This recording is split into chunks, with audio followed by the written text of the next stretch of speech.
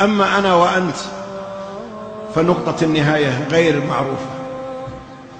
ممكن ذا الليل النهاية، وممكن بكرة، وممكن بعد شهر، وممكن بعد سنة، وممكن بعد سنين.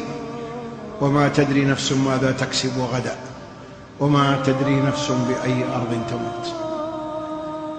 بعض الشباب يقول أنا شاب وما درى إنه أقرب للموت من 1000 شايب.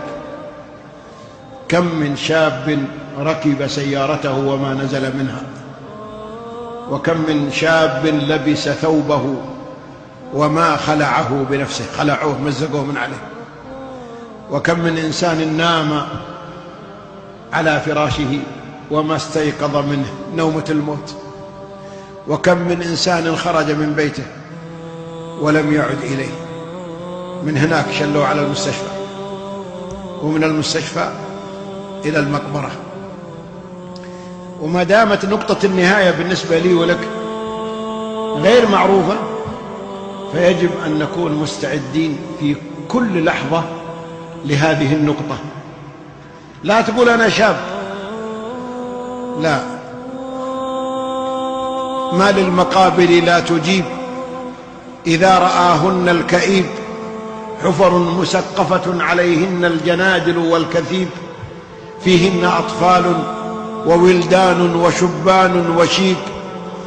كم من حبيب لم تكن عيني لفرقته تطيب، غادرته في بعضهن مجندلا وهو الحبيب.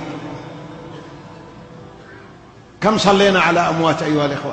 واجد. ومتى يصلى علينا؟ كم عزينا في الناس ومتى يعزى فينا؟ كم سمعنا من أخبار الأموات ومتى نكون نحن الخبر؟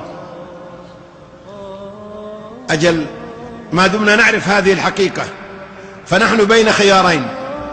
الخيار الأول الصحيح والأمثل أن نستعد وأن نعتبر أنفسنا قريبين من النهاية. يقول صلى الله عليه وسلم إذا أصبحت، شوفوا الحديث يا أخواني هذا عجيب، إذا أصبحت فلا تنتظر المساء، لا تقول في الليل يمكن ما يجي الليل عليك. وإذا أمسيت فلا تنتظر الصباح يمكن ما تصبح. وكن في الدنيا كأنك غريب أو عابر سبيل.